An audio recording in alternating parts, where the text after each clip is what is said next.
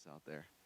We are incredibly grateful to be able to share with you tonight some really important information, heavy and dark information, but really important information that the church especially needs to know about. It is an honor and a privilege to be able to be on this journey that Kay and I have been on now for quite some time, approaching a decade, trying to fight human trafficking through awareness. Our goal, just so you guys know tonight, really is prevention. Awareness is prevention education, and so we want to prevent more boys and girls from being trafficked, from being tricked, from being coerced, and that's why we do what we do. That's why we're so passionate about sharing and giving information to people. The information we'll share with you tonight will give you power for sure. And when you bring God into the equation, you will have even more power to fight against the darkness, because obviously we all know what we're fighting against. It's not flesh and blood. It's powers and principalities, right? And so armed with this information and God at our side, there is hope. And so I do want to just preface tonight with the fact that we will be sharing a lot of information that may be heavy for some of you at different times throughout the night. However, none of it is sensationalized. We don't do that. We just want to share facts and make sure you walk away having a clear picture of what's happening, not just in our area, in Minnesota, but also in the United States, how it's happening, and then most importantly, what we can do about it. We never want to leave our audiences hanging with a bunch of dark information and then walking home with your heads down, but rather leaving you with really great action steps that you can start to take right away. And that will be our goal throughout all 4 weeks, is to provide you with information that you can take and start utilizing right away, to start sharing and working with your own families, sharing with your own networks, your Bible study groups, your own community members, and then hopefully sharing it even further than that with people and connections you have throughout the country. Because we need an army if we're going to defeat this evil. And the more people that know it, the more dangerous our communities become for traffickers. I said that to Keith the other night. I want to make Wilmer a dangerous place for traffickers. I want to make Wilmer a dangerous place for the enemy. I want light to shine bright. That's our goal. Like, God brought us here. We've only been here. I'm already tearing up. Oh, gosh, I have no hope for tonight. You'll find that pretty much, we'll get kind of passionate about certain things. And God has just moved and touched our lives in mighty ways and allowing us to do what we do. And so these emotions and these tears that sometimes come. Oh, is YouTube still on? All right. You go ahead and start and ignore the TV for a second here.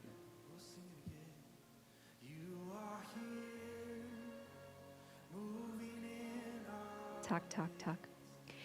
Jesus, thank you so much for the opportunity to come together tonight. Thank you for the people who braved the topic tonight and are here to learn hard things, armed with the Holy Spirit inside of them to receive hard things, and then be able to listen to the Holy Spirit to do hard things, to make a difference in this area.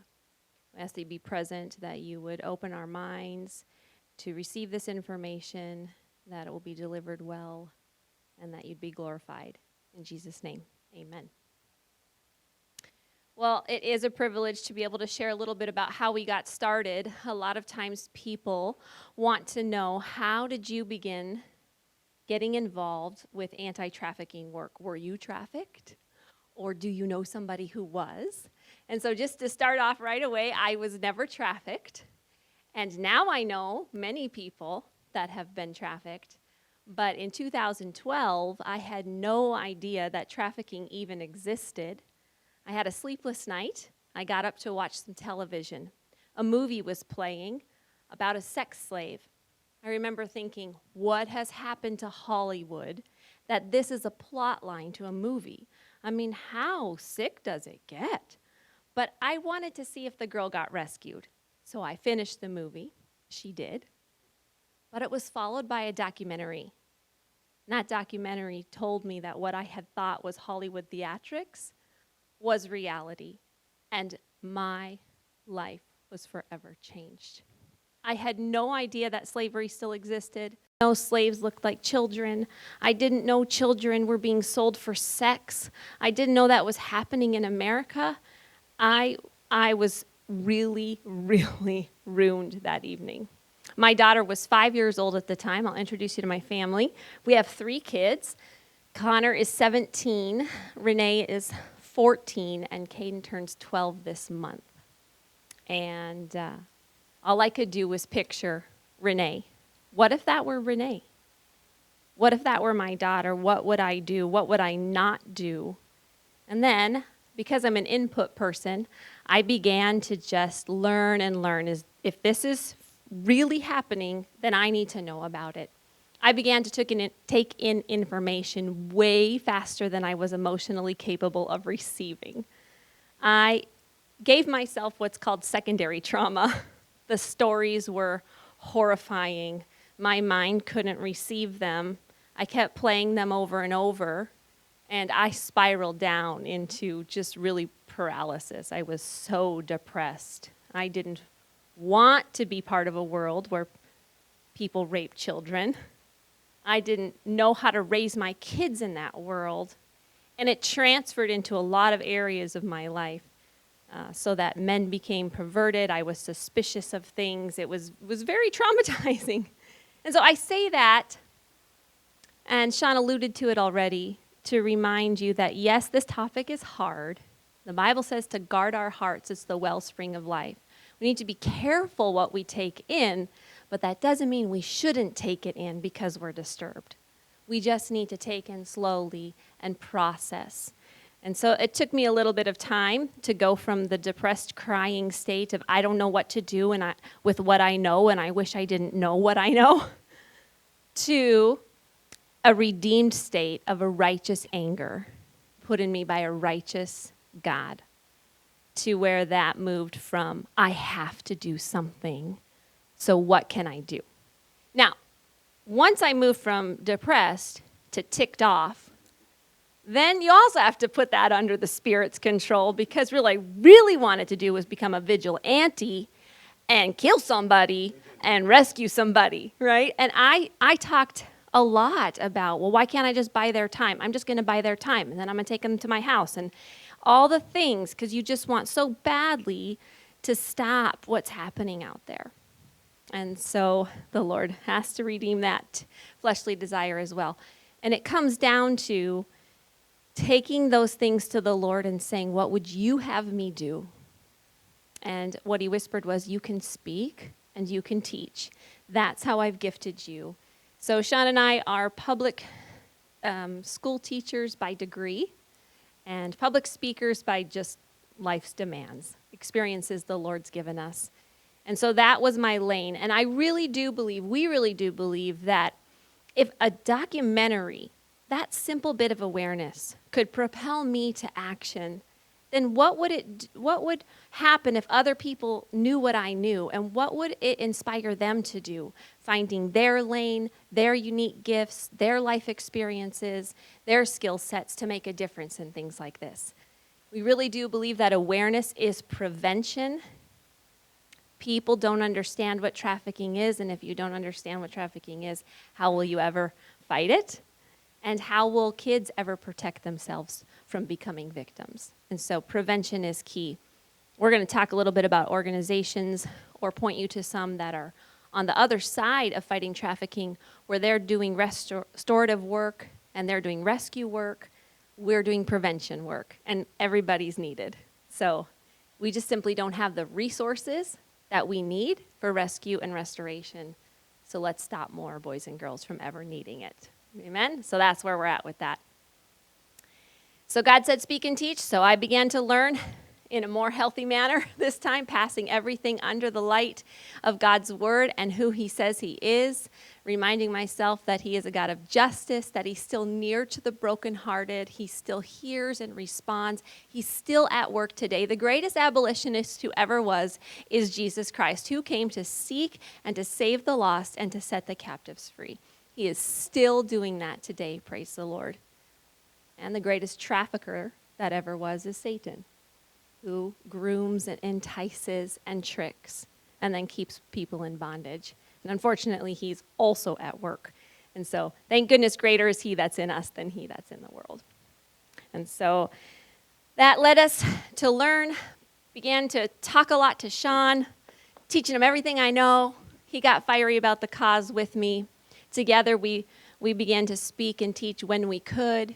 He was in big corporate America doing lots of cool stuff with fitness, and I was homeschooling my 3 kids, so it was really just when we could and not often enough. And the more we engaged, the more we desired to increase our capacity to educate communities. And so we began to feel this call into full-time awareness work, missions work. We thought we were going to head to a third world country to do that. Really, we wanted to give those 3 kids who were living in entitled first world America a picture of reality, and we wanted to fight trafficking. We put our house up on the market. We were living in Minneapolis area at the time, and we pursued this thing we thought that the Lord wanted for us, and he began to close the door on third world missions. And that was a long story I don't have time to go into. And one day we came back, tried to do life as normal, and didn't want to do life as normal. And then one day Sean came home, and he had heard from the Lord at a conference that laid out the vision for what our ministry is now, which is Love to Hope. He woke me up at midnight and said, "Honey, I know what we're supposed to do. We're going to sell our house, everything in it. We're going to buy a 5th wheel, and we're going to travel America. She always exaggerates Stop this. at truck stops, and we'll talk to churches, and aren't you excited?" And I said, that is so not happening. God was gracious. In 24 hours, he said, "Come on, let's reason this together," and began to fill my mind with vision and structure. If you get to know Sean and I at all, you'll see we're polar opposites in certain things. He's big picture, no idea how it's going to happen, and I'm let's just one baby step at a time till eventually we end up somewhere big. And so we help each other out. So I took his big idea, and the Lord laid out strategy. We began to formulate an awareness road tour. What would that look like? And by July of 2017, we sold our 5-bedroom home in Minneapolis, just about everything in it, and purchased a 5th wheel.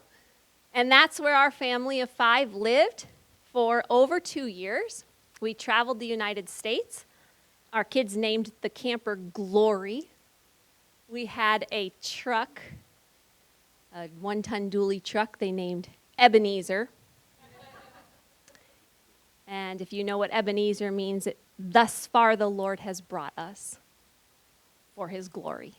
And that was sort of how we kept things pictured as we traveled along. And God blew open the doors and provided us with the great privilege of giving over 400 awareness presentations in 24 different states. We spoke live to, we're estimating about 12,000 people, but were picked up by newspapers, radio. I mean, what crazy family does this? So people wanted to meet us and picked us up, newspaper, radio, news crews, Facebook Live events that just, we aren't able to really number how many people were able to hear this information. And God opened the doors to a crazy amount of audiences. I mean, you have to find silver linings. So if we're going to find silver linings about human trafficking, it is that the only people that want to see that happen in the world today are the buyers and the sellers. It just crosses every kind of divide there is in humanity and unites. And so we were able to get in front of all kinds of different audiences, not only with the awareness information, but whenever we could with the hope of the gospel. And so that was 2 years, and we partnered with local nonprofits across the United States as well, people that were working in a variety of anti-trafficking organizations, as well as with vulnerabilities, which we'll explain further tonight why that's so important. All with the message that God is a God of righteousness and justice, that he so loved the world that he gave his one and only son. And there were 2 verses that shaped our ministry and our ministry focus and our strategy, and that was Proverbs 31:8. Speak up for those who cannot speak for themselves. Ensure justice for those being crushed. And Micah 6:8. He has shown you, O man, what is good and what the Lord requires of you. Act justly, love mercy, and walk humbly with your God. We hope that by the end of this time together, you will be equipped with enough knowledge to not only understand the issue of human trafficking, but to use your influence in your community to make a difference, because everybody can do something. So this map that you see here is an infrared map put out by an organization called Polaris Project, and it gets updated on a regular basis. And since we've been doing this for quite some time, we've actually watched the color on this map grow year after year. Sadly, there is, from last year to this year, has been a 20% increase, actually, in the number of people reaching out, mainly victims. So this is actually really positive news. Because many victims, number one, they don't even see themselves as a victim. They don't see themselves, or they see billboards with arms wrapped up in ropes and chains, and they don't.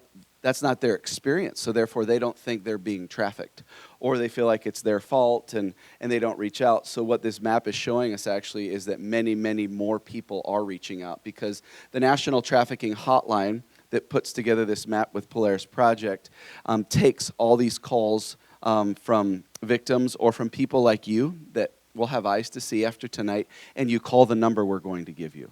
We'll give you the number to the Human Trafficking Hotline. So any person or victim that calls in to the hotline gets recorded, and that's how this map is put together.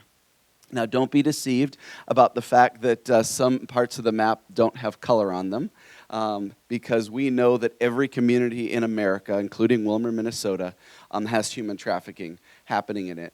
When we were traveling, there were a few times we actually typed in our zip code to a website where you could go and see who was for sale if you wanted to purchase someone for sex, and we would get a list, and we would show that list to our audiences to let them know that it is very well alive and happening in the community that you live in. And so we do know that every single zip code in America is affected by this.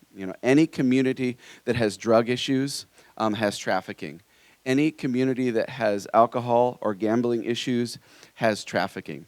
Any community that has children or adults that have been sexually abused has trafficking. And so what I'm now telling you is every single community in America has all three of those things. Or gambling is very close.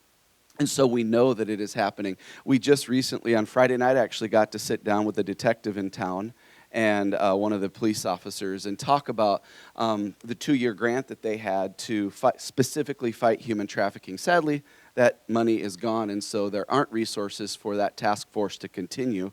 But while they had that money, they were able to do stings, and there were dozens of people arrested when they would put kids up for sale. Oh, no, they put adults up for sale. And the men just kept calling and coming.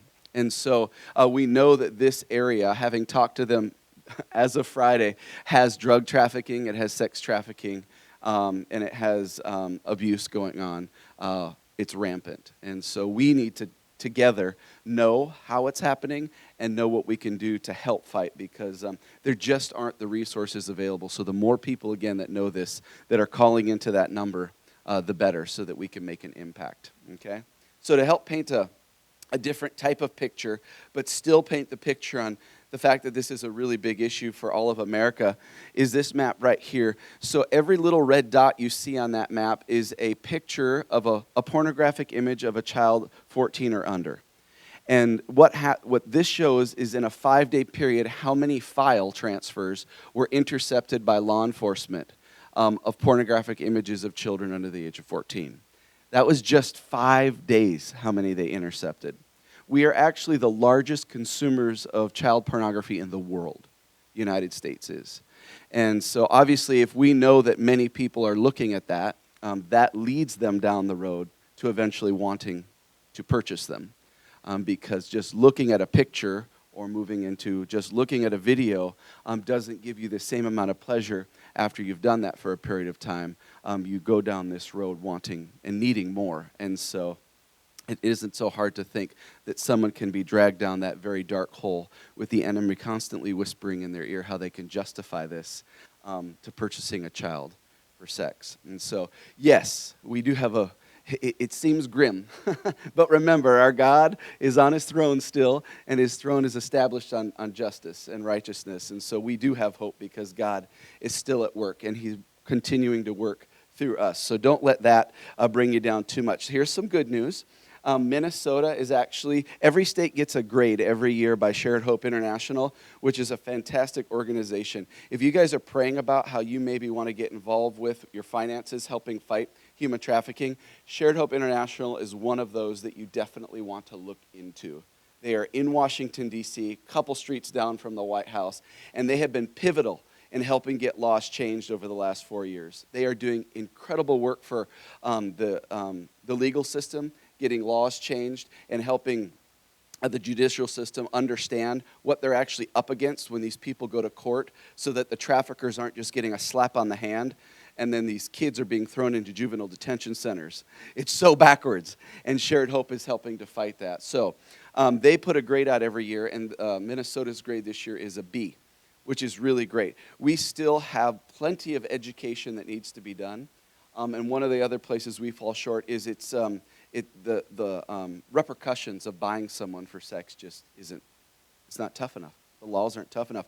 And then the next big thing is there aren't resources for victims in this state. So if you're wondering why it's not an A, those are just a few of the things that we need to constantly be working on here in Minnesota, so that we can get that up there. I just recently saw some data put together on the number of beds that they have in the country to serve human trafficking victims that have been taken out of the lifestyle or have chosen to escape. And it's just over 1,000. And we need 15,000 on any given day. So we desperately need to be supporting these organizations. And one of the best ones in the region that just opened up a year and a half ago is right in St. Cloud, Terebinth Refuge. So again, I'm going to keep pointing you guys to great organizations that you can lean into and support. Go and talk to those people. But we have personally vetted the people that we're talking with. And so when we share them with you, we have spent many, many hours with them and really believe in the work that they're doing. So it's safe to say that you can go and support an organization that you think is doing good work, especially Terebinth and Shared Hope, because they're faith-based organizations. So, excuse me, it's all about God helping them do the work that they're doing. All right. Next, what is trafficking? All right.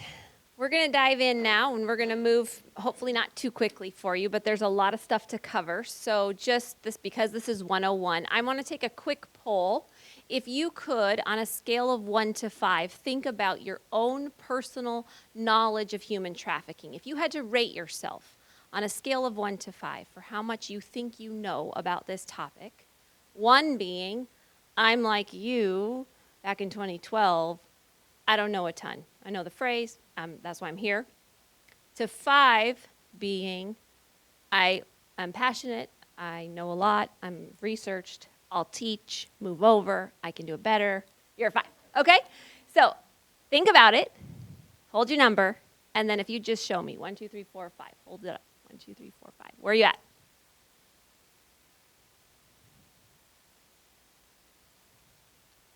Okay. Yep. It's pretty typical. Every audience, I just love to do it. Mostly 1s and 2s. I saw some 3s and 4s. I don't think I saw any 5s in the rooms tonight, and I usually don't. There's a lot to learn. So anyway, that just helps me to know kind of where we're at as an average. But I would love for you to, there's time afterwards, for you to tell me, if you're 1, what was really good information for you. And if you're a 3, what you learned. 3 or 4, what you learned. And if you're a 3 or 4, maybe that's nothing new but good to rehear kind of thing. Okay? You're a 3 or 4 because you're passionate. All right, so what is trafficking? Wordy definition is it's the recruitment, harboring, transportation, provision, or obtaining of a person for the purpose of labor, services, or commercial sex act through the use of force, fraud, or coercion. Those are your keywords. Simply put, human trafficking involves the use of force, fraud, or coercion to obtain some type of labor or commercial sex act. There are 2 main types of human trafficking. So if you hear the phrase human trafficking, you see really large statistics about human trafficking, which you're about to. Just know they're combining. Human trafficking is combining the 2 main types, labor trafficking and sex trafficking. Now, there are other divisions. Labor trafficking can break down into quite a variety. I think the latest identified was like 26 different types. I don't know all those memorized. But they include things like domestic servitude, organ harvesting, child bride, child soldier. Okay, those things will factor under labor trafficking as well. There's some crossover in there, of course. So obviously, labor trafficking is going to constitute the bulk of our statistics. That's going to be the biggest number, definitely because of its divisions and because it's just so much more common. Our primary expertise, and I use that word fairly loosely, I say we're most educated in domestic minor sex trafficking. So that's what's going to be our emphasis tonight. We are offering a course on labor trafficking and conscious consumerism on February 24th. So we'll dive into that topic a little bit more. But just if you don't make it, and just quickly to understand it, labor trafficking occurs when individuals perform labor or services through the use of force, fraud, or coercion. Each year, hundreds of thousands of guest workers from around the world will enter the U.S. on a myriad of temporary work visas.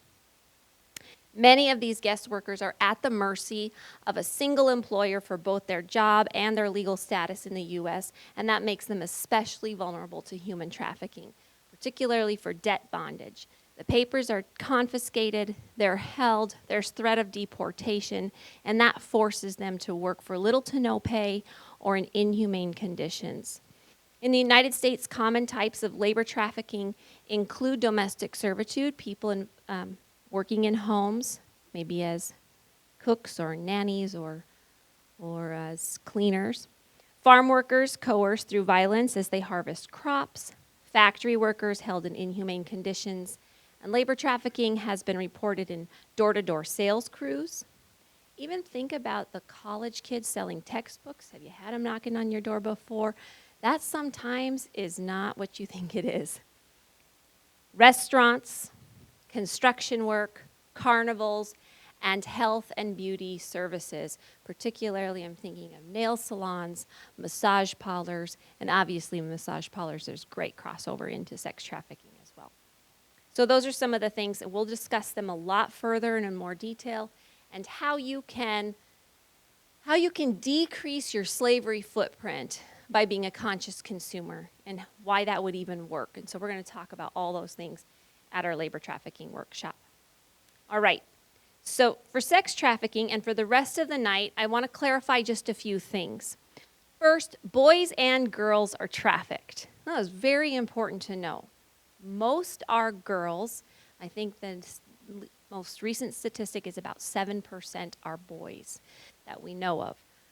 So because most are girls, I'm going to speak from that standpoint tonight. Some buyers are women, but most are men. Women as pimps are on the rise, but most are men. So just from here on out, I'm going to speak from the majority, but just know that those pronouns can be interchanged at any time. So if I'm always saying he for buyer and trafficker, it's just because I'm talking from the majority. But it can switch, so that's important that we keep in mind. All right, sex trafficking occurs when a commercial sex act is induced by, again, force, fraud, or coercion, or in which the person induced to perform such an act has not attained 18 years of age. Okay, in other words, there is no such thing as a child prostitute. Okay, children are prostituted. Very important to keep in mind. Force, fraud, and coercion are not necessary to even be proven if it involves a minor. It's automatically trafficking. Most minors don't know that. So this is one of the ways that pimps will keep their minor under their control because they're going to go to jail. We still have laws. That's the Federal Victims Protection Act. The state sometimes, there's some issues to be worked out. So if your lane is legal advocacy, legislation, and all that level of stuff that I don't speak very well, we need you there because we still unfortunately have somewhere between 24 and 26 states that will still take a juvenile and prosecute them as a prostitute instead of recognizing them as a victim. So we've got work to do in that realm. Even if a minor appears to choose to be selling themselves, maybe they put themselves online, They're legitimately walking a track somewhere because they want some extra cash or whatever the case may be. According to the Federal Victim Protection Act, they are simply too young to make that decision. They will be considered a victim and should be. Sex trafficking occurs in a range of venues across the United States, including fake massage businesses, online ads, escort services, in residential brothels, on the street, at truck stops, at hotels, at motels. There's one thing about this that I should discuss a little further. It says that it occurs when a commercial sex act is induced by force, fraud, or coercion. One thing to just keep in mind is that sex trafficking is not always sex in exchange for money. So we think that a lot. But if I have no house, no food, and you do, and you say, let's make a trade, you're still trafficking me. I'm still a trafficking victim. Okay, that is not a consensual business exchange. So it is any sex act. That can be stripping, that could be pornography, that could be prostitution, that's induced by force, fraud, or coercion for any item of value. Home, money, drugs. Okay? All right. Yeah, so to allude more to what Kay has already mentioned regarding the large number of statistics, the next slide here talks about the number of slaves that we have worldwide that's reported. Now, this number is low compared to what some of the other organizations out there are saying. We have seen this number as high as 45 million slaves in the world today. But for tonight's purposes, if you can walk away from here remembering this, there are more slaves today than any other time in human history. There are more slaves today than any other time in the history of mankind. There have never been more than there are today. That is what's important, and our kids are being taught in school that slavery was abolished.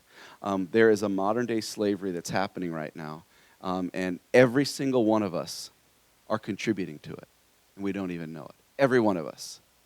You'll learn more about this in conscious consumerism when you come back to labor trafficking. But if you have a phone, you got a ding against you because slaves were involved. You already have a slavery footprint. And so there are definitely things that we can do to help fight that, and educating our kids to this fact that slavery does exist and what little things that we can do about it is really important. So if you were to take 30 million, approximately 5 to 7 million of that 30 would be sex trafficking victims, slaves. The other 24, 25 million would be labor trafficking. So when she mentioned that the majority of the stats are labor trafficking, that is very, very true. And however, both of them are on the rise, especially sex trafficking in the United States, because the demand is high. Yeah, remember that. If there wasn't a demand, would there be a supply? There wouldn't. The reason why the supply continues to spiral out of control is because the demand for it is really high as well. So I already said that. Here's why. This is really helpful for a lot of people.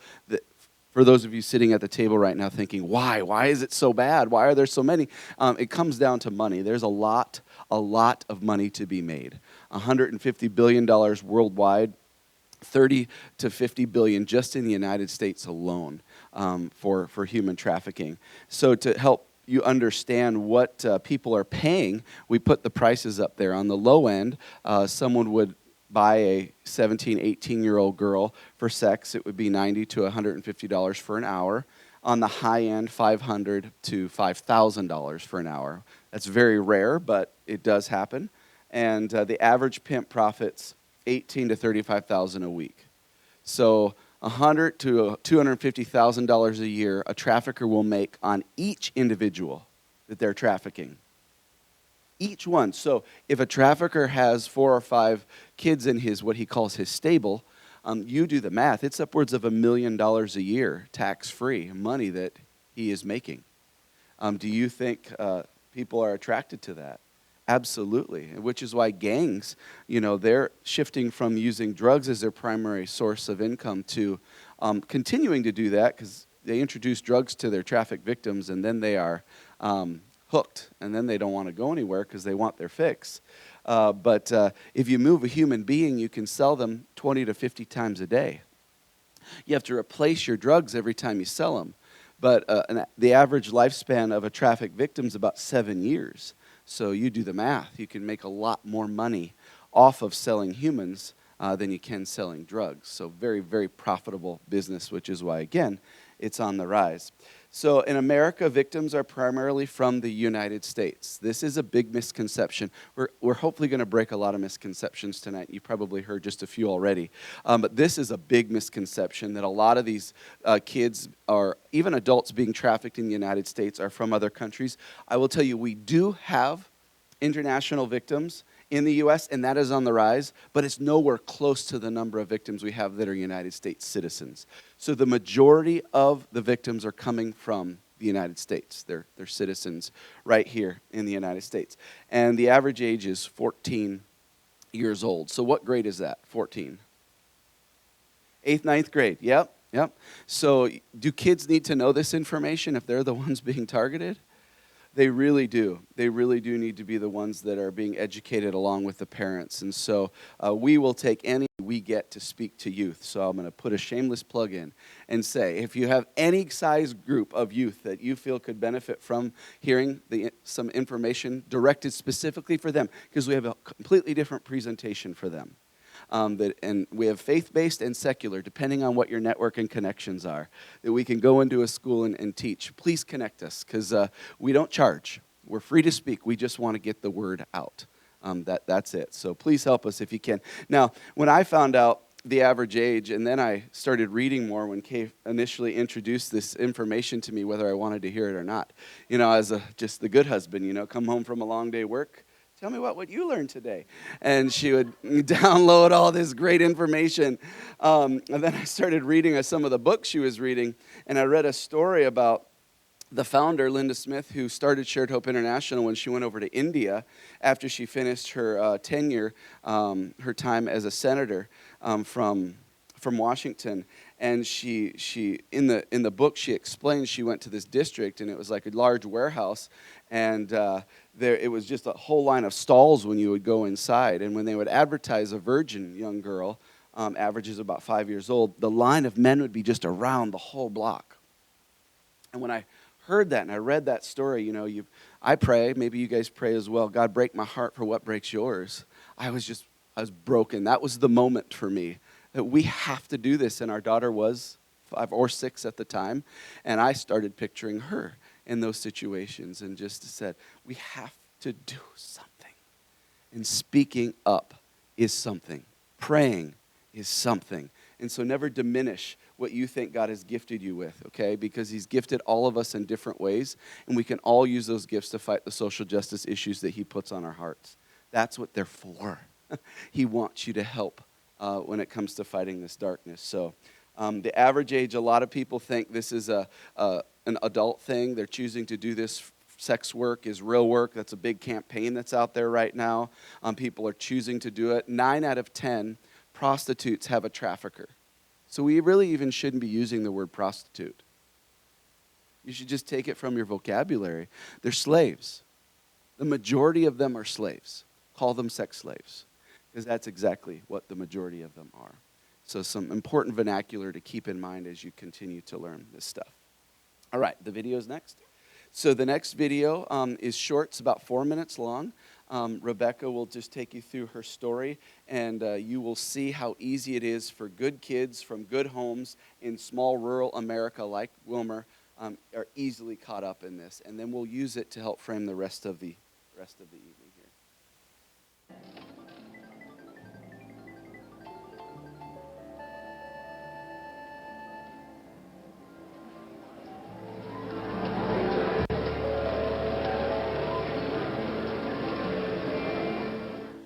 I was born and raised in a small town in Southern Oregon, and I was a good kid in school. I grew up in a normal middle-class family.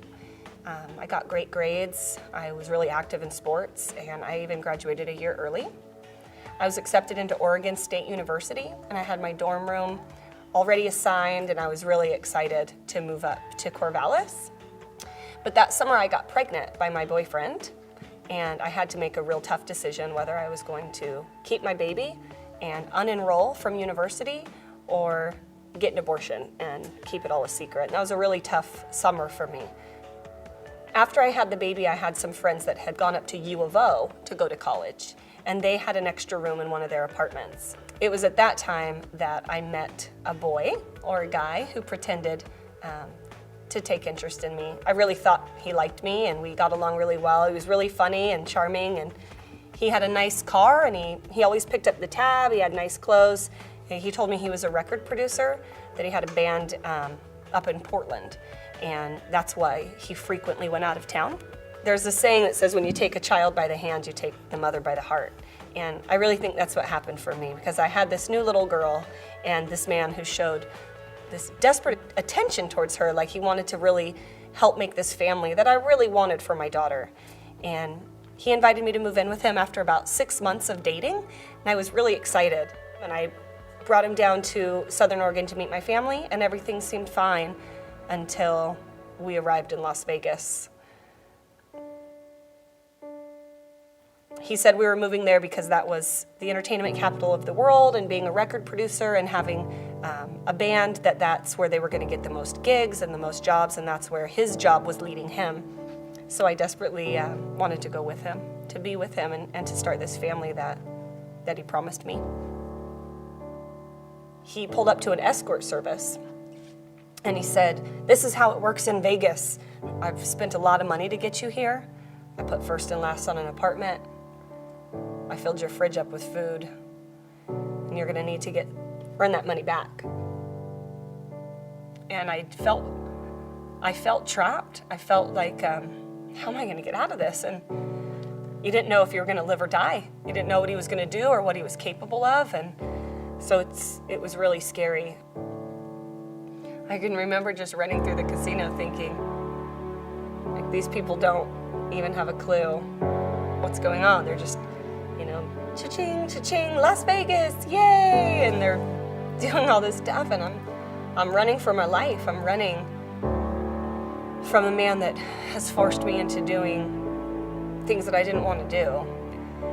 When you have a trafficker that's waiting at home with your child and says, if you don't bring home $1,500, you're going to find your daughter out on the corner, I think I was probably more frightened to go home than I was to be in the room. Because if you got robbed, it was your fault for being stupid. If you got raped, it was your fault for not watching your back. Anything that happened to you was typically your fault, and you incurred more punishment for allowing those things to happen to you. So it made you always walk in fear of your trafficker.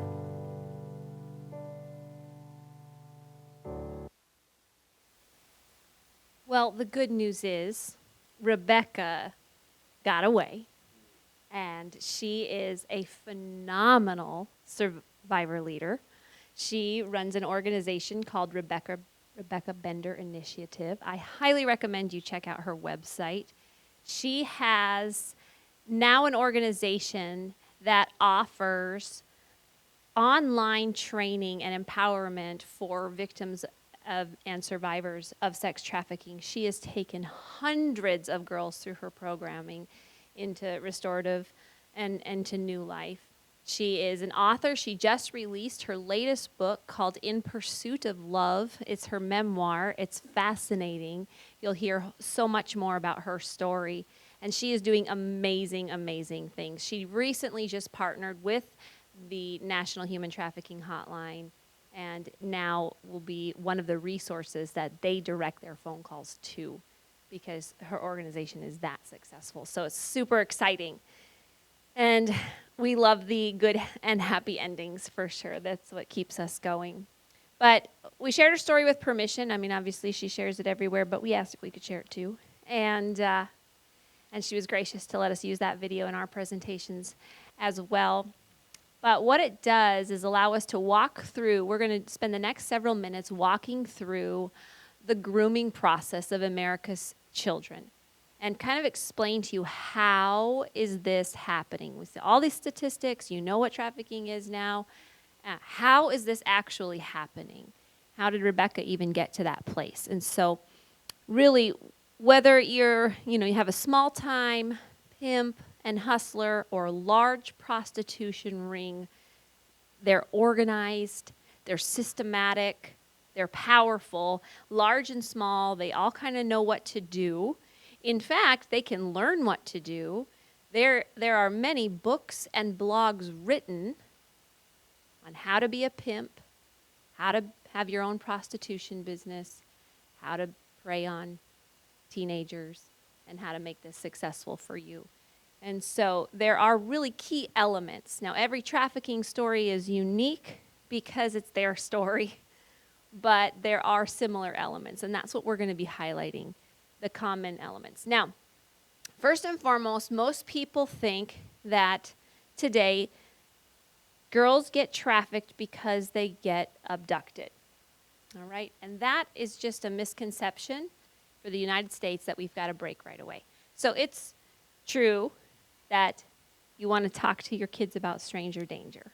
And you want to, go ahead and talk to them about going to the bathroom in groups and, having a buddy system and looking out for the poor, shady white van that gets the bad rap everywhere. This is good conversation, but you can't stop there because that's not really an anti-trafficking conversation. That's just street smart conversation. If you're having an anti-trafficking conversation, we have to talk about coercion. And coercion is the number one way that boys and girls end up trafficking victims in the United States. And so that's what we're going to highlight today. And so there are 5 main elements that we're going to discuss. And the first is targeting. Okay, so trafficking victims, or traffickers are looking for victims.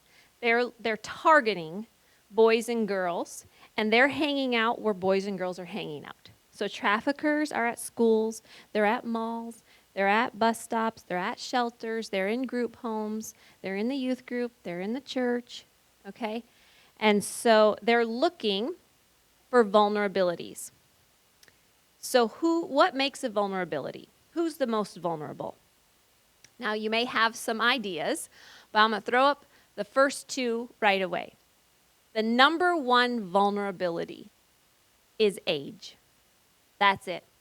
It's age, which means anybody can be vulnerable. Any teen can be vulnerable. Any teen can be a victim. Age is a young person's greatest vulnerability. The common age is 14 to 16. Some are as young as 8 or 9. It can go lower than that as well, but the common age is right around 14. And while some youth have more extreme vulnerabilities, the reality is that all youth are vulnerable because of their age. They're gullible. They're unable to recognize a wolf in sheep's clothing. So that makes them a common and just simply a victim or a target right away. The number one human need is to be loved. Every single human has one great need, and it's to be loved. It's to matter, to be known.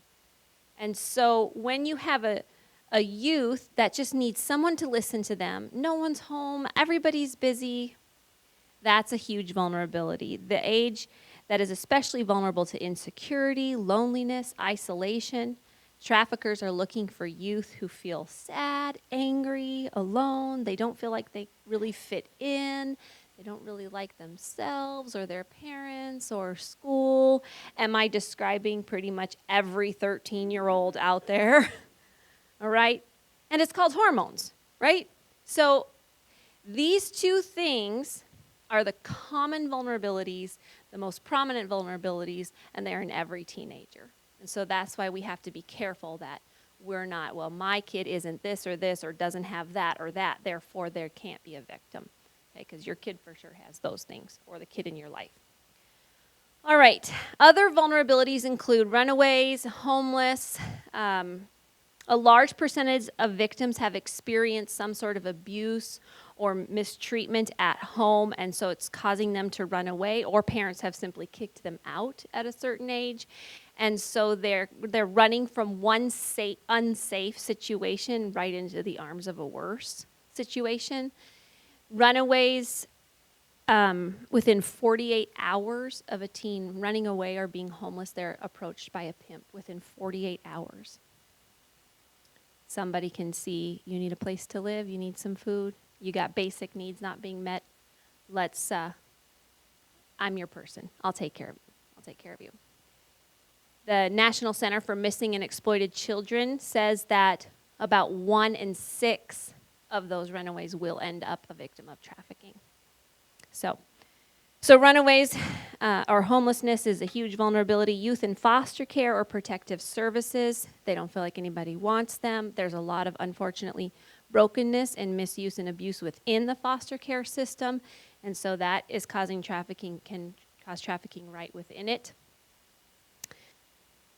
And then, of course, history of physical, emotional, and sexual abuse already in a child can make them more vulnerable. And the LGBTQ community is highly susceptible to trafficking and sexual abuse. So those are vulnerabilities, again, just really paying attention to the top 2 especially, so that we don't just, well, check, I'm safe, because that can make us dangerous, actually. That knowledge can make us dangerous. So anybody can be targeted. So we're looking for vulnerabilities. Let's look at Rebecca's story. Why was she a good target? Why was Rebecca vulnerable? What do you think? Yep, she was a single teenage mama.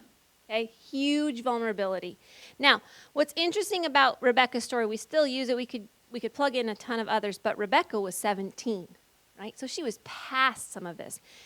Dial that back to the common age of 14 and 15, and then it's not even so hard to believe if the 17-year-old mom can end up tricked and trafficked, how much easier could a 14, 15-year-old?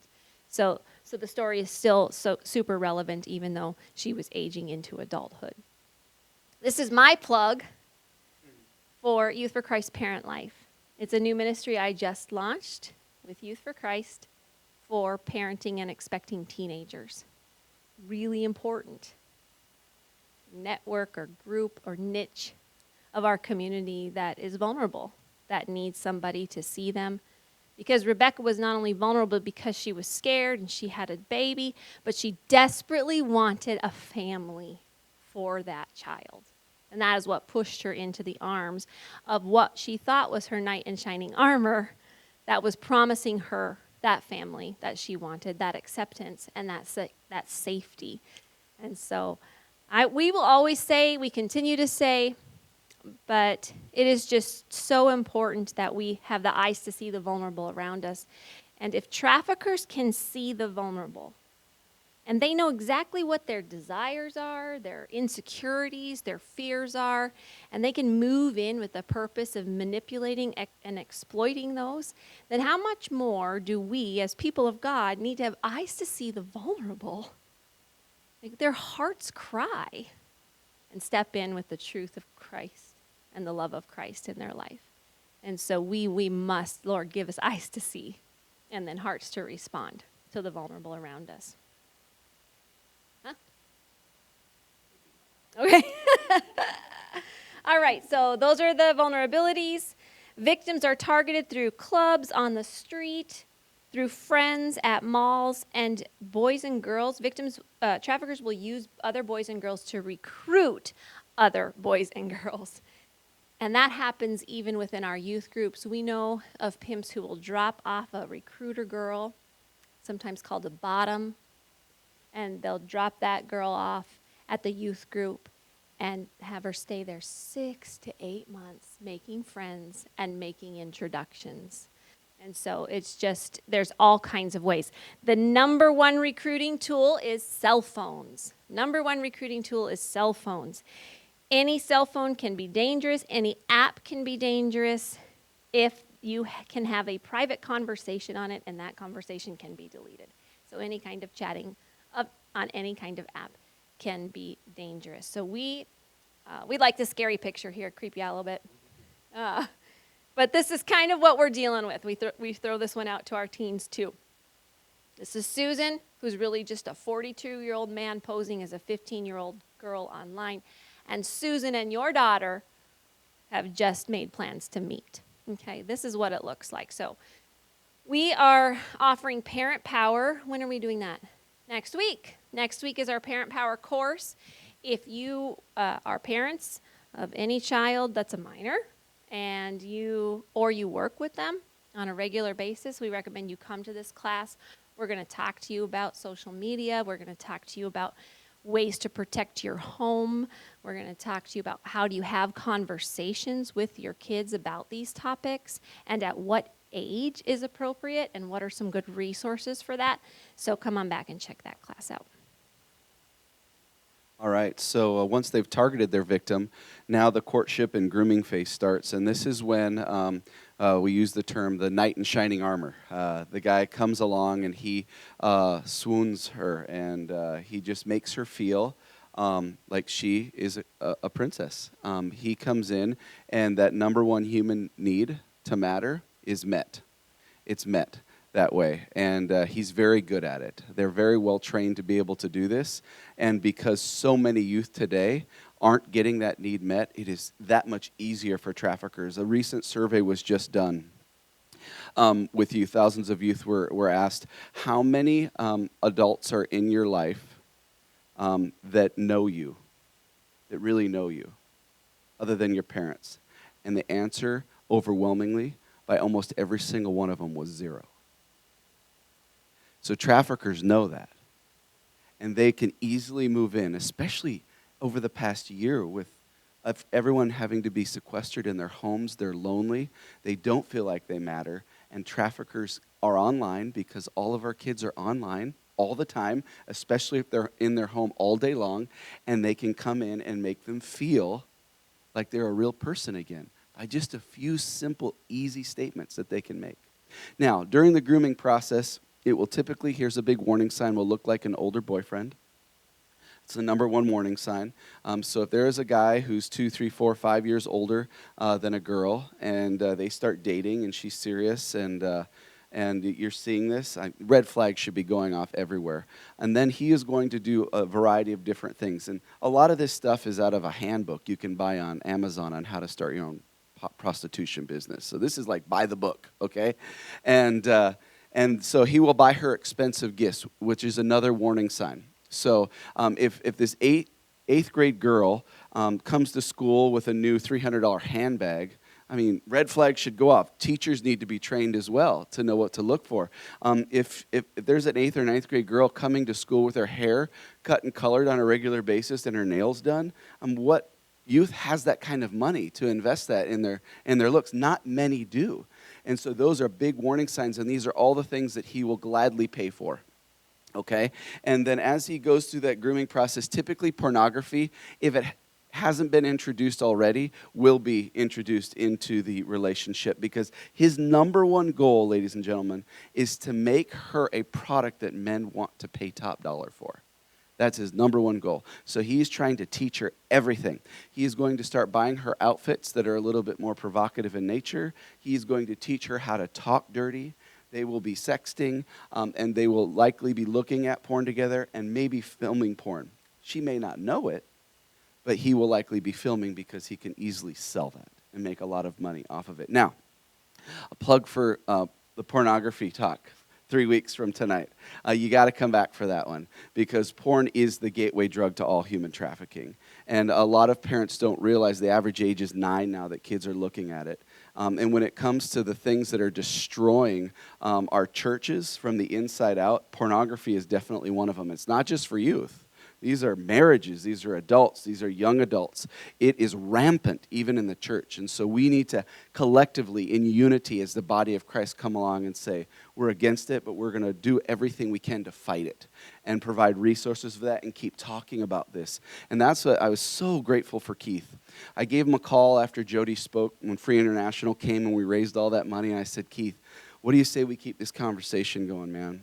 Let's just keep talking about this, keep this on the forefront of people's minds and help them realize and understand that we all can do something more. We're all contributing to this, but we need to know what we can do to fight against this. And he said, absolutely. And we shared with him the types of things we talk about, and he's ecstatic about it. So you are fortunate to be going to a church, if you guys attend Wilmer AG on a regular basis, to have a man like that at the pulpit that is willing to talk about heavy and deep stuff, and especially stuff that we know is destroying the church. And pornography is one of those big, big issues. So I can go down rabbit trails sometimes, especially when it comes to topics like that. I try and ruin porn for people every time I talk about it. That's like my life goal, you know. I want to ruin pornography for as many people as I can. And so he will introduce all this. He'll give her a new name, a pet name that he'll likely sell her by online when he starts to sell her. She won't know that right now, but he is calling her that, and she just feels loved by it. Okay? Now, there will come a... Oh, I want to go back up. Now, when we talk about traffickers, there is a picture that almost all of you have probably already painted in your mind on what a trafficker looks like. All right? But what we know is that they come in all different skin colors, all different walks of life, all different lifestyles, men, women. And this next one is all Minnesota people that have been tried as traffickers. So take a look. We have a one's Wisconsin. School superintendent, St. Cloud couple owning a massage parlor, a high school cheerleader, okay? This girl was in Wilmer, Minnesota. Right here in town, she was a trafficker. St. Cloud, Minnesota, and a Woodbury, Minnesota couple. So look at the differences in all of them. All very different. And so that goes to say that anyone can do this. And so when students, if they think about and learn about trafficking, or adults, and they have this picture in their mind, like, I wouldn't hang around someone like that. I'm safe. Well, like that, I mean, look at the cheerleader. Look at her picture. Doesn't she look nice and welcoming and disarming? She has a great smile. But she had one thing that she was doing, and that's developing relationships with girls and boys to traffic them. And it can happen over and over and over again by the most unlikely of people. So keep that in mind as we talk about this. Now, the trafficker will want to isolate her from her family.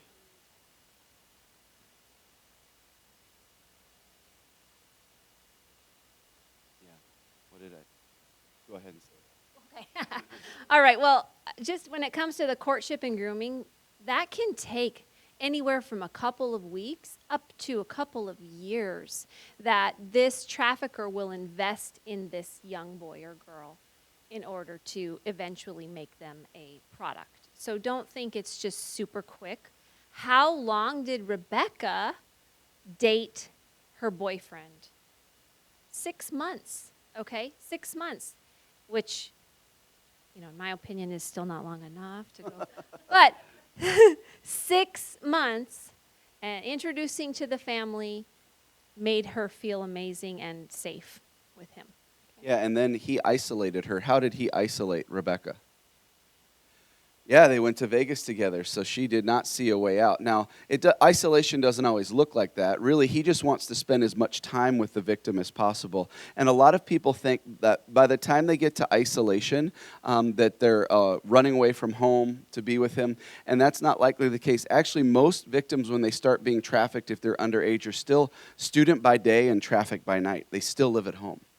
Many of them. There's a great book written by Teresa Flores called The Slave Across the Street, if you're interested in learning. And her story, she grew up in an upper-class suburban neighborhood in Detroit, and well-to-do parents, both at home, and for 18 months she was trafficked out of her own home. She would get the phone call a few nights a week at midnight. She would go work all night, come home, and then go to school by day.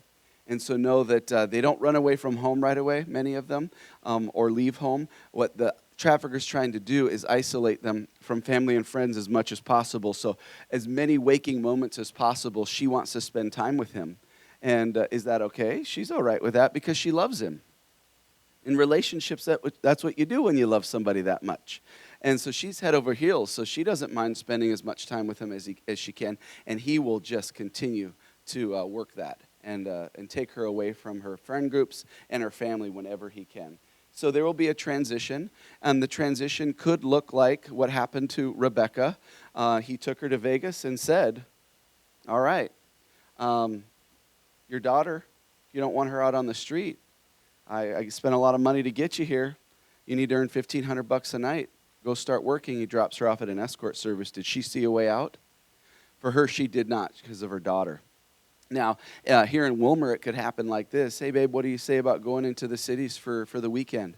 We could leave Friday, come home Sunday.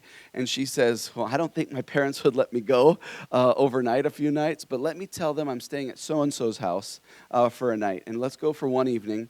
And so she's got the lie all taken care of, and then if they call the girl, she'll like do a three-way, and she'll make sure that lie is covered. So they go into town, and on the way there, he reminds her how much he loves her, and then he will come to the point where he asks her to do something for money. And most of the time, it starts with stripping.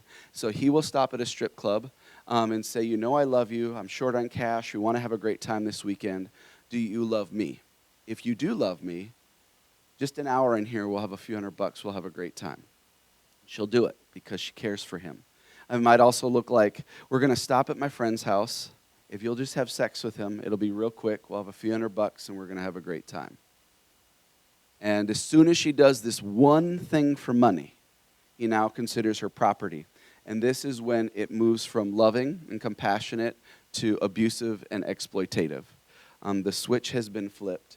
And now it moves into the control phase, and this is where nightmares are made. I'm not going to go into a bunch of details here, but this is where he will make her do things that are unimaginable in most of your minds.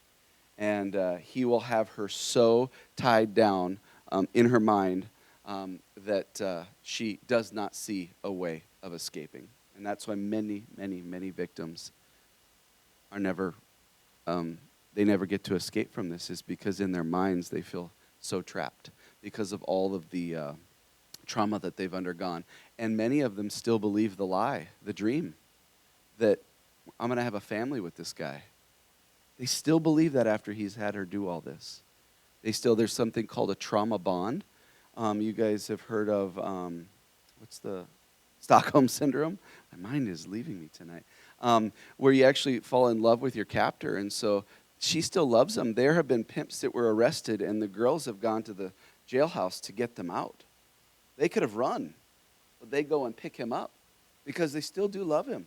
They care for him. And so because of that trauma bond that has happened, you can see why the restorative process is so important, why investing in organizations like Rebecca Bender Initiative, who has a restorative process, and Terebinth Refuge is so important. The restorative process is at a minimum 2 years. Just to even get them back on their feet where they can function by themselves again.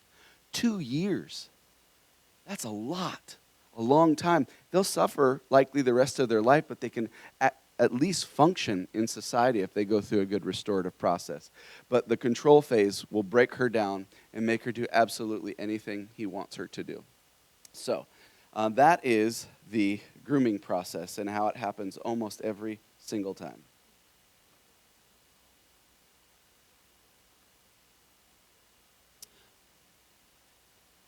Yeah, so the statistic that we have about those returning is most traffic victims will return to the lifestyle up to 7 times before they decide to stay out. So we rescue them, or they escape, they go back. They come to a loving environment, they go back up to 7 times until they finally say, I'm done. Yeah, it's a long process. Yeah. So it's important that we say this. It's really important that you don't take your healthy mindset and try and judge a person and say, well, if I were in their shoes, I would do this. Because you're not, and you haven't been through what they've been through. And it's very easy for those of us on the outside looking in to say, well, they should have done this or should have done that, when you have no idea what their story is. Many people, buyers themselves, those people that we'd like to hurt, and the traffickers, history of trauma, physical, sexual abuse themselves. So they are messed up and need their own form of restoration. So we have to be praying for all of them. As hard as it may be to pray for those traffickers and buyers, we need to be praying for them as much as we're praying for the victims. Amen? This slide just maybe addresses that a little bit further. The question, the million-dollar question, why don't they leave? Why don't they tell? Why don't they get help? Why do they stay? So, and also, if the numbers are so large, how are they going unnoticed all the time? So those are the big questions. The reality is that most victims come through the system at one point or another, but they're mislabeled, they're misidentified as something else. 85% of trafficking victims have seen have been to the ER or seen a doctor during their time of trafficking and go unnoticed. That's just one of many statistics. And so they, maybe they've been at a domestic violence shelter or anything like that. They've crossed a system of foster care or a caseworker, and they've gone unnoticed. It's gone unnoticed. So that's an important part of education and training the right people to recognize and to be able to talk to them about that and question them. But the biggest questions, why don't they leave? Why don't they tell? That kind of thing. This is sort of just a little bit of a breakdown. The trafficker is manipulating and abusing and brainwashing. And we talked about those trauma bonds. He's threatening. He's invoking fear. We know of traffickers that have threatened to, I know where you live. I'll kill your sister. I'll kill your puppy. They're providing things for them. So this switch, this cycle of abuse and exploitation, and then cycling around to the dream and the caring and the gifting, it's very, very complex. And so he's providing security, basic needs, lodging, and love, and that dream, right? This is just for a short time. It's going to get better. This is for us, okay? You can do this for us. Typically, there's drugs involved, and so now there's a fix that needs to happen. The trafficker's providing that, and that false sense of the good life. Like, we're going to get there. We're going to get to the good life. Just, we got to do this stuff, and this is how it's going to work for us. So this is what's going on in the trafficker side, and then the victim, the enormous amounts of shame for having gotten themselves into this situation in the first place, not finding their way out of it. Again, the trauma bonds we talked about. The distrust of law enforcement, not just law enforcement, the teachers that have not seen them, the doctors that have not noticed them. So we have part of the seasoning, what's called seasoning, when you're really breaking in a girl into the lifestyle. It's very grotesque, and actually St. Cloud is known as a seasoning ground. So that's one of the main places that girls can get broken into the life, is in St. Cloud. It's a huge hot spot. Not far from here, obviously, which makes traffickers trickle into the small towns, the ignorant towns, right? The ones that think that happens over there, trickle in. But what can happen in a seasoning process is a girl can be repeatedly raped by men dressed as policemen, okay? Or a trafficker will set up false rescue, false sting. So you may have a policeman or a person like you and me that's, here, you need help? Here, I can help you. Here's a card, or call me. But the trafficker has set it up so when the girl calls, it's just him on the other line, and now she's in big trouble. Beat for that. And so how often are you going to, or you have police officers who end up arresting you and letting the person go free. And so this whole distrust, you don't know who is really going to help you, who's going to believe you, who's going to say, well, you did that to yourself, right? Who's going to judge you? And so this is why they don't leave, why they can't see a way out. They don't have the resources. If they're a runaway or someone who's been kicked out of their home, they don't have a family network to help them. Church people just don't want them hanging around their kids. Right? And so, and then ultimately it's that getting into the head, right? It's that their self-worth and their value is sunk so low that this is all they are worth. And that sometimes starts really, really young. And you have sexual abuse in your history, 4 or 5 years old, and some uncle or dad or brother telling you this is what you're good for. That just transfers way up there. So hopefully that helps to explain a little more. And Sean just really nailed it on the head when we talk about, putting our healthy mindset. I mean, hopefully, we all have stories. I recognize that. We all have a past, and some of this can be even triggering.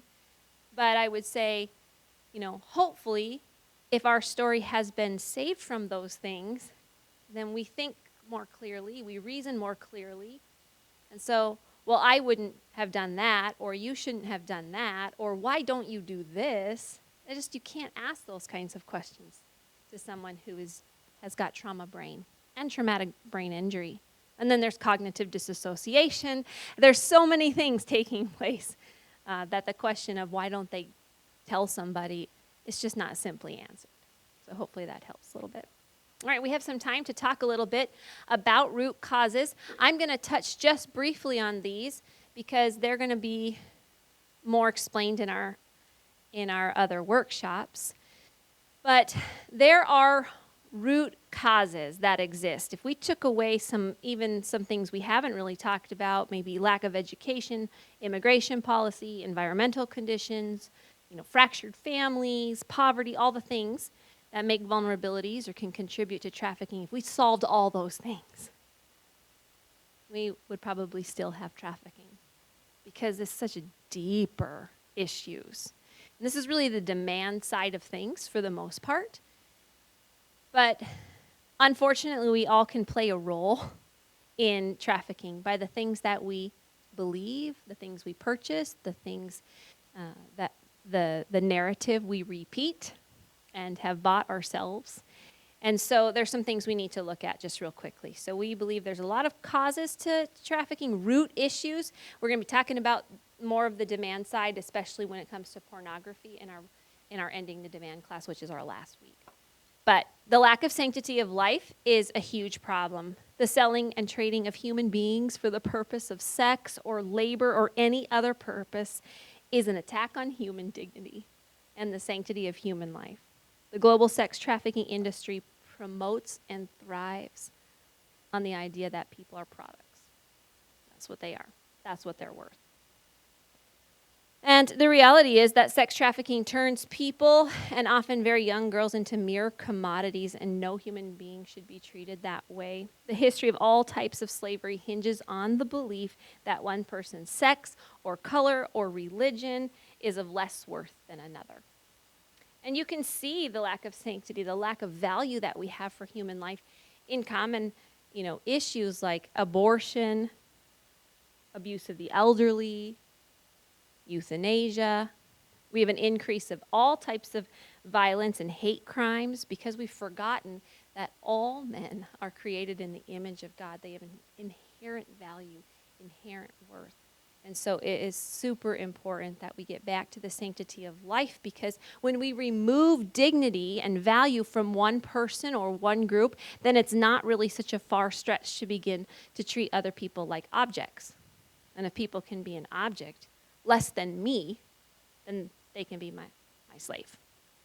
I can buy them, and I can use them for my own gain.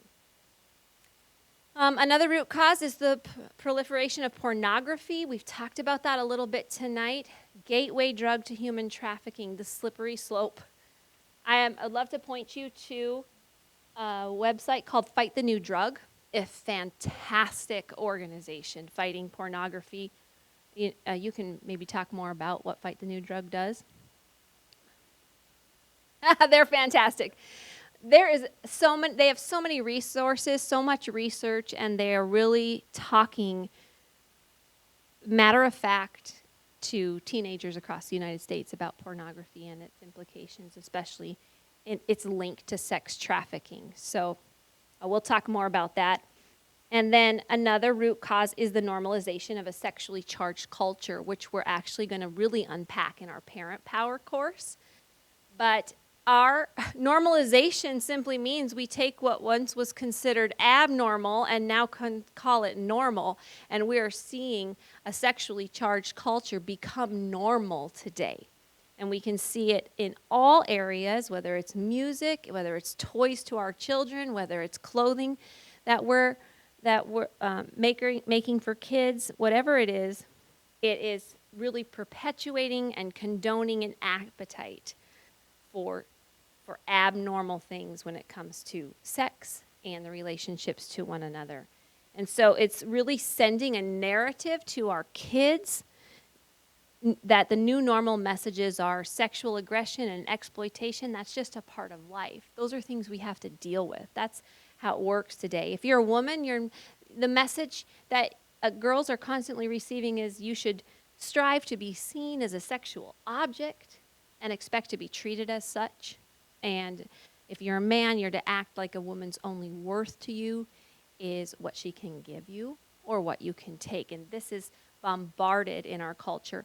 There is a documentary put out by Exodus Cry called Liberated, not for kids, but it is an excellent glimpse into this mindset. What they did was follow kids around in Florida beaches over spring break and just talk to them about their thinking and why they're doing what they're doing, and showed what they're doing. But you will be alarmed at the lies our youth have believed about sex and about the opposite sex and what relationship looks like. And that comes from a normalization and a continual narrative that turns lies into truth and twists that. And so those are the things that we need to combat head on. Valuing life and plugging into organizations that do, but really living out like we believe that. And that means sometimes denying ourselves of comforts. We'll talk about that in labor trafficking especially. About really talking to our kids about pornography, eliminating it from our homes, getting accountability partners. It is not just a man's problem. Pornography is, men and women are addicted to pornography. And really talking about and changing the narrative and pushing back against standing up for books standing up against books that are written, music that's written, toys that are produced that are perpetuating that messaging. And so what are we doing to make a change? All right, we're going to play another video for you, and this one is about 6 or 7 minutes. And it is based from Denver, Colorado. An organization put this video together.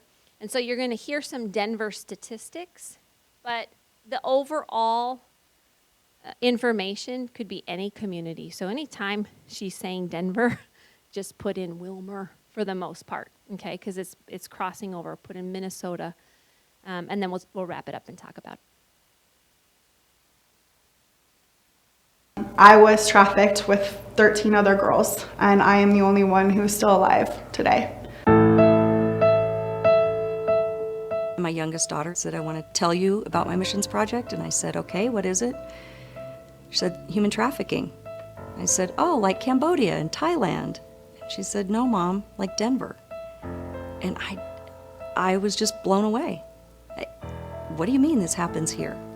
We're recovering girls and boys at a rate of over 100 a year. That's just what we know about and the tips that we get, and we really try to stay proactive. I would venture to say we're getting several thousand. I mean, it's really hard to put a number on that just because it's a crime that likes to hide in plain sight. People believe that kids are going to get kidnapped off the street or kidnapped from their homes. That's really not what we're seeing. We're seeing a lot more of these kids be approached in local shopping malls, at school, at parks, through social media. It's not that these kids are all runaways. They're not all drug addicts. They didn't all just decide to go sell themselves. They were groomed. They were attracted by someone who they felt loved them, someone that they felt really cared about them. They just didn't know that this was going to happen or that it could happen. I have a girl who met a guy at Starbucks. He told her he was a college student back in town for the summer. He was working at a Fortune 500 company as an intern. It was his story. She dated him all summer, thought he was a great guy, went to her sister's soccer games with her, spent time with the family, decided at the end of the summer he didn't want to go back to college, that he was going to transfer and go to school here in Denver. One night they went to his supposed cousin's house. She was just hanging out with these guys, thinking they seemed nice enough. They went into the cousin's bedroom and kind of were making out. They were being teenagers, is how she felt. And he said, it's time for us to make a real commitment here. If you're really my girlfriend, it's time. And she said, oh no, I don't want to. Let's wait until we're married. And he said, no, it's time. This is what's going to happen. And She ultimately consented, but consent is a loaded word when you're in a situation with someone you think you're in love with. When they got done, his friends, his cousins, were all in the room with them. And the next thing she knew, she was being raped by all of the cousins, and everything was being videotaped. They proceeded to tell her that if she said anything about it, they would show the videotape of her with her boyfriend to her parents, and that they would also hurt her siblings. Then she was told that this is what she was going to do now. She was going to start making money. It was going to be after school. She started lying to her parents, and she would be picked up by one of the guys.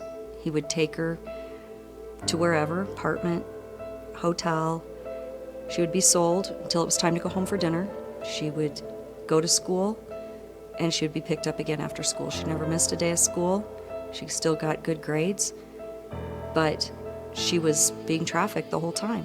The average age of entry is 12 to 14 years old into sex trafficking. Some of these kids that are running away and they're getting caught up with the street life and drug use, and then these other kids that are living in multi-million-dollar houses or very affluent parts of town that are becoming victims of the exact same thing.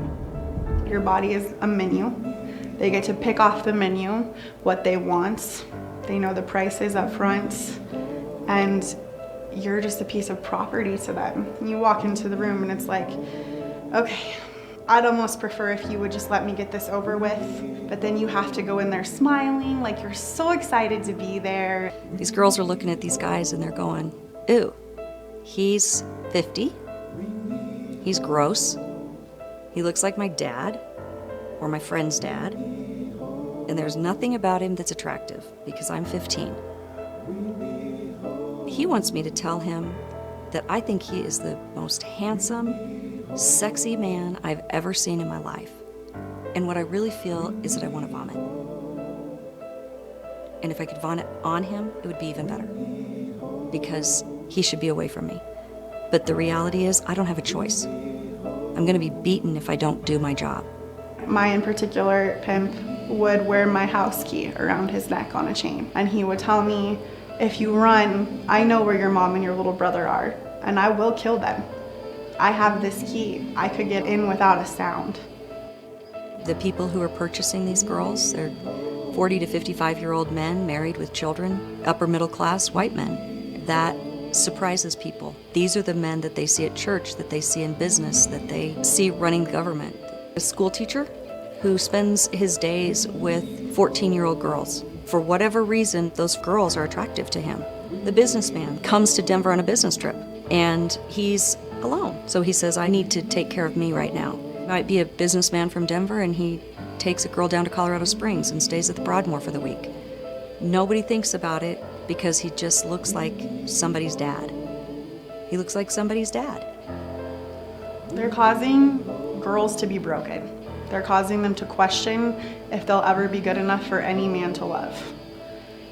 They're causing nightmares, irritability, distrust. They're causing suicide, diseases, and physical pain. They're causing babies to be born into the world with no father, drug overdoses, girls to turn to anything to fulfill that because they've left them so empty and so dead.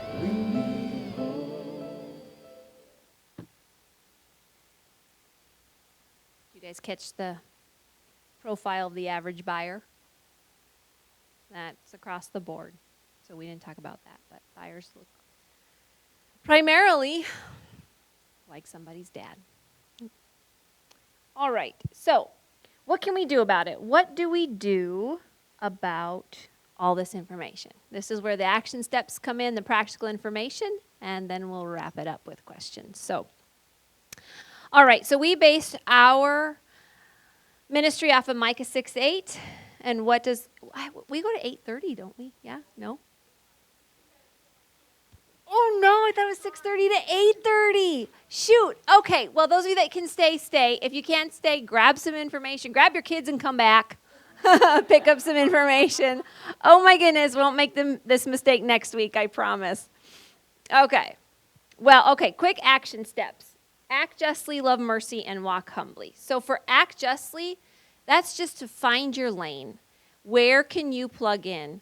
What are your gifts and life experiences? And then get educated and educate others on the topic. So know the warning signs of trafficking. And I won't run through those real quickly right now because I thought I had 30 more minutes to educate you. Our website is lovetohope.com. There are a ton of resources to continue your education, books to read, documentaries to watch. So it's really important that we continue educating the people around us, the youth in our lives. Again, that parent power course is so important. And then evaluating your own thoughts and actions is important too, not to behave in a way that promotes a culture of trafficking. Love mercy is to see the vulnerable and to volunteer. So having those eyes to see, we talked about that. And then to volunteer in organizations that are actually meeting the vulnerabilities that make people susceptible to trafficking. So it does not have to be an anti-trafficking organization for you to plug in and make a difference. Any nonprofit that's stepping into the lives of vulnerable people is where you want to be. When we serve people, they see God. And that's super important. So we have a list on our table of some Minnesota nonprofits. Obviously, Sean directs Youth for Christ. If any nonprofit out there is stepping into the lives of vulnerable youth, it's Youth for Christ. And so desperate need of volunteers there. I need volunteers in my parent life ministry that's just launching. So there's a lot of ways for you to show up in the lives of vulnerable youth. And that's really important. To walk humbly is to keep that perspective, save for the grace of God. Any of those stories could be our story or our kid's story. It's by God's grace that we've been saved. And the Bible says to use your freedom to serve one another in love. We cannot have that us and them mindset. Be teachable and use 3-Story. 3-Story is a YMCA logo. Oh, did I say YMCA earlier too? I do that all the time. Sean used to work for YMCA for years, and now he's working for YFC, and I mess them all up. But it's the Youth for Christ logo has 3 circles linked together. What that means is you have a story, and they have a story, and God has a story, and it's about linking your stories together. And when we take time to share our story, it connects us to someone else's story and ultimately brings them to Jesus because God's at work in our stories. But if we can't tell about that one time we had a porn problem, or that one time we had sexual abuse, or that one time we were trapped in bondage to some sort of sin and God rescued us, then how? We don't create that space for other people to feel like they can trust us with their story. And so that's super important. We're going to walk through some more practical tips in the weeks to come. I actually had more, but now I feel like I really got to wrap it up. So the next slide is just remembering that this is a spiritual battle. We don't fight against flesh and blood. And God is on his throne, so serve and pray and be willing to volunteer. And partner with us as well. Would you pray for us? We need your prayers as we continually talk about dark topics. We need your prayers that the people and audiences would be open to bringing us in. Connect us to an audience if you can. Like Sean said, we're free. We don't charge to speak, but we just really believe that people need to hear this information. And the more that people know things, the more they're willing to act. Follow us on social media. We are on Facebook, and I'm working really hard to get us on Instagram. I'm really old school. Oh, man. Oh. So we're on Facebook, and really just speaking out sometimes is a matter of simply sharing our information with somebody else. So many people have said, I didn't know anything about trafficking until you started posting about it, and I was reading about what you were posting. And so how much more can you share the statistics or the success stories or the action steps that we have? Just start sharing it with your network, and let's watch that awareness grow. And then you can support our work. We don't really need your money so much. We do offer free education, and that's sometimes helpful, but there are some ways that you can support us by connecting us to audiences, praying for us. And then if you'd like to, you can buy a t-shirt, and that helps us be able to speak as well. On our table, we have resources of all kinds. There's information on parent life there with YFC. There's information on Love to Hope. And then there are action steps, Minnesota nonprofits you can plug into, the warning signs, our prayer card, our business card. So please take any information that you need. We will stay as late as you need to answer questions, but for those of you that need to go, we understand. Sorry, our apologies for running late. Next We workshop both will end missed at that. 8. Oh, gosh. All right. Well, thank you so much for coming in. Have a great night. God bless you all. Thank you.